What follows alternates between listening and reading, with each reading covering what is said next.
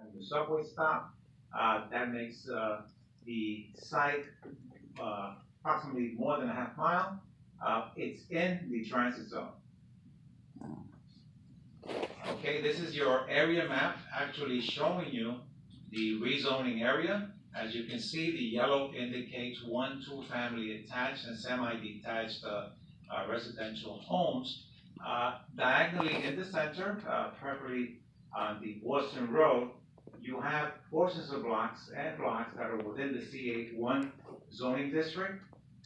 The district basically allows commercial and heavy automotive uses, such as warehouses, car repairs, gas stations, also, let me see.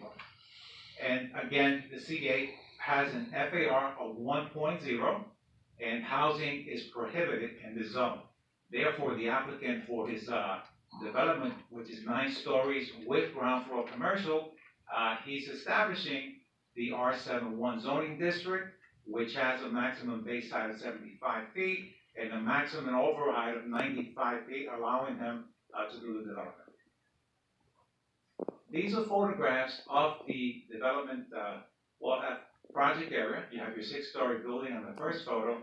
The second photo actually shows you most of the buildings within the rezoning area, which is your 6-story garage and your small homes. This photograph here is along Williamsbridge Road, and you can actually see the 1-story residential with ground floor commercial use there. The applicant, again, is proposing to construct a 9-story building with approximately 35 dwelling units, approximately 16 spaces for accessory parking, 16 bicycle parking spaces.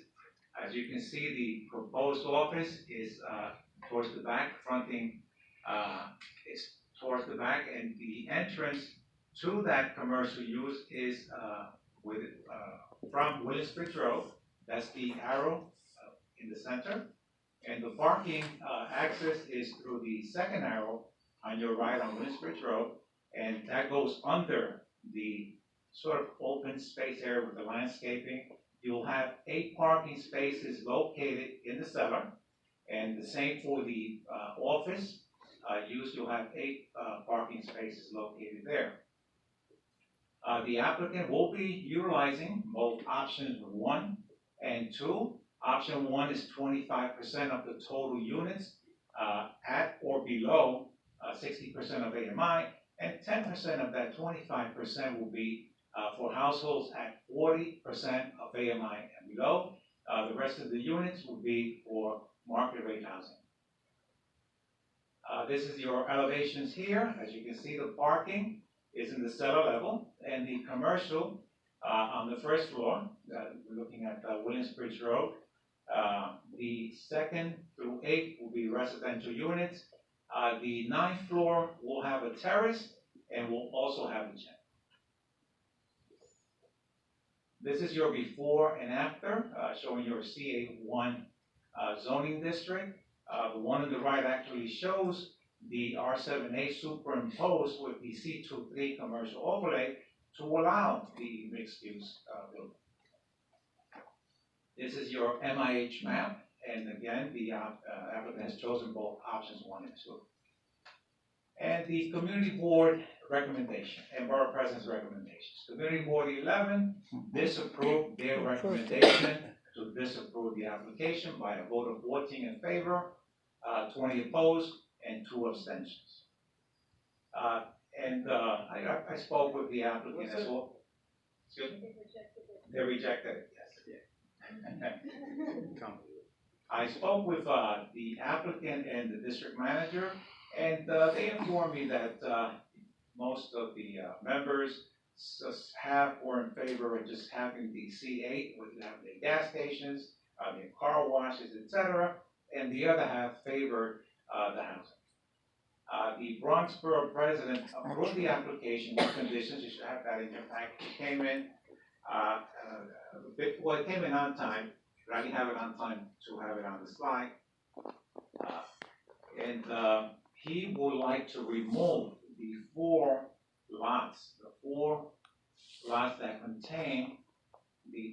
three-story residential buildings. See? That's that, and then go here, right here, okay. The second, well, you'll get a portion, but if you look, Go back to the beginning. the beginning. Okay, right there. That's to the right of the development site. Those 4 three-story buildings are one-family homes. He wants that removed from the project area, and his reason is that there's a potential that these homes might be bought off by a developer, in which case you'll get construction of another tall building. He also stated that the Bronx is one of the boroughs with the least amount of ownership, and that he would like to retain home ownership in the area.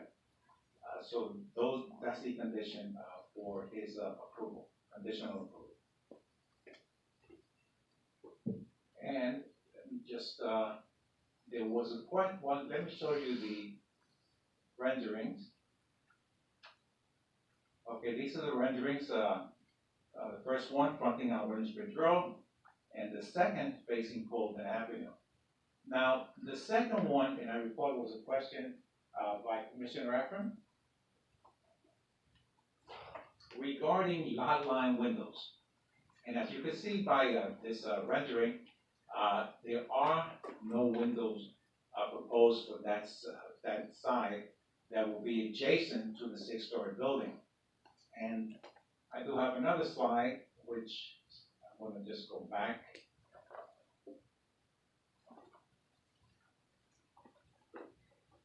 Okay, this one here, the 6-story building where it contacts, or not actually contacts, where it's adjacent, immediately adjacent Williamsbridge Road, there are no windows on that 6-story building on that side.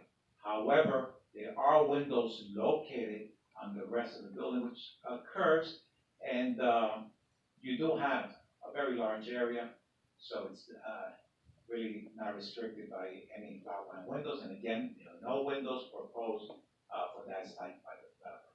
Are there any questions? I'll just note that the department looked at the borough president's recommendation and thinks that it makes sense and would propose incorporating it into our report. Commissioner Marin. So that'll generate my first question. The second one is, can you go back to the rendering where you show the Williamsbridge Road frontage, please? Okay. I believe that you show some stairs there. Is there any ADA accessibility? Yes, there is. Just get to that slide. Okay, yes, there is ADA accessibility, and that would be from the Colton Avenue frontage, where you have your access with the arrow pointing downward, is the entrance to the residential lobby for the building. So yes, there will be ADA accessibility. And just one more question. I want to understand that the lot line when I'm looking further. Are you saying that looking at this map, the facade on the left-hand side will not have windows, or is it the one on the right? The one on the left, the proposed, no windows at that location. Got it. The one on the right, there are no windows where you see. Where the buildings connect. Where the buildings connect, no windows there. However, there are windows as you That's fine. Yes. That answers my question. Thank you. You're welcome. Wherever the buildings connect, there's no windows there. But further along where there's a gap in between the buildings, there are windows there. Commissioner Ortiz. Hi, how are you? Okay, thank you. I'm having a little trouble understanding why this is a good location for commercial, for ground floor commercial. I think, as we look at context a little bit, I'd be curious for the applicant to speak to that. We have existing residential 6 stories with what looks like a sort of hodgepodge of services, but that ends before you get to this site, and we have, at least 20, 25 feet of residential on the ground floor. So we have sort of an end to what feels like a commercial fabric and the beginning of what feels like a residential fabric. And so when we're adding 5,000 square feet of ground floor commercial, so the extent to which that makes sense in an environment where these are very small spaces and it doesn't seem to lend itself to that kind of activity. So I'd be very interested in that. And then on the back, on Colden Avenue, can we go to that rendering?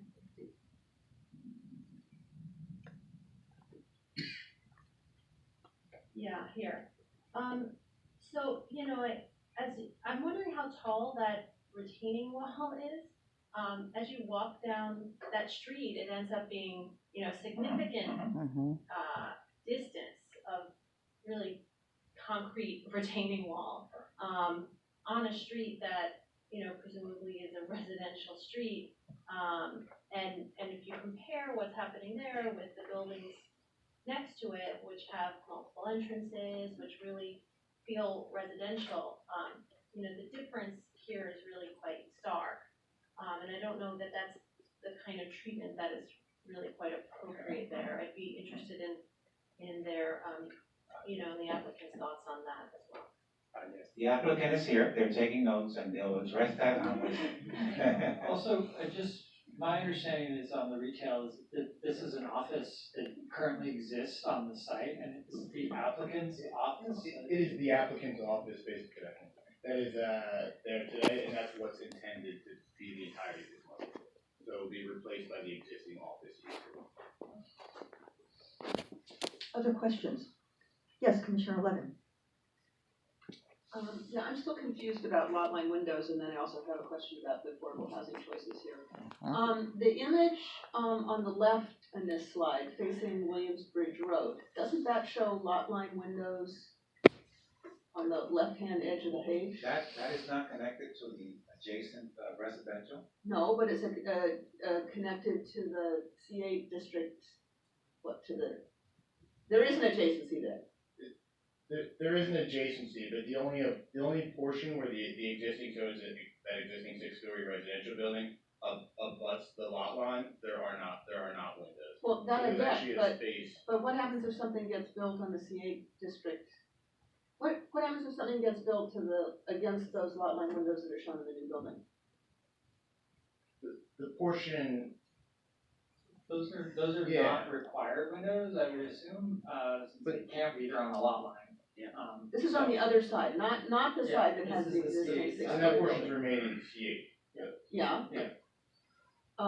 Something, Sure, so but the no, world could change. And then it could be. Yeah. Okay, so those are lot line windows, but they're being built, they're proposed for the C8. On the side that The faces remaining the C8, C8 where the portion of the existing wall. building is, it doesn't abut against any existing, or there are no proposed. Yeah, no, I'm lot not lines. worried about existing, I'm worried about the future. Sure, that on that C8 When side those where it other remains. commercial uses go away and someone else rolls in with the idea of developing residential, then we have to think about the fact that we've Sure. allowed, well, we're not allowing anything, Not it's just a map required, change. but- There's a match, yeah. Yeah. And not required, but yes, lot line windows where it faces the C8 that is forbidden. And then on affordable housing, Yanni, you keep using the phrase that they're using both option 1 and option 2. Yes. Don't they end up building, you pick one or the other, right? And which one are they actually proposing? Both options are being mapped because Right. there are non-owner Right. sites, but they're proposing option 2 on their side. Okay, well, so then that leads to the inevitable question about how that matches with neighborhood needs. Because I think the local AMI is quite a bit lower than that, right? Sure, it is quite lower, but sure, higher than other neighborhoods. $47,000. Yes, Commissioner Rogers. Good afternoon, thank you for the presentation. Question, with regards to the building, I guess I don't know if you'll be able to answer it. The reason why the building's not at grade, is it because of the foundation, you have rock, or is there, because I see it's elevated up maybe about On the Colton Avenue side, and that goes to the question of the retaining wall as well, that is the condition today, that it is elevated. And so you can certainly ask about the treatment of that as it changes, but that's the existing condition today, and that's why that retaining wall is. It sounds like that perhaps if there's an architect on this project, they'd be Yeah. get the hearing That's tomorrow. right. Or Wednesday. Commissioner Marin? I think that brings me back to my original question about ADA compliance. If you have stairs on Colden Avenue, where is the ADA compliance? The ramp is to the left of this right now, yeah. think there's a ramp. There's a ramp to the left, yeah. Yeah. Okay, so that goes to the question of that wall. Yeah, I think that wall is there. Yeah.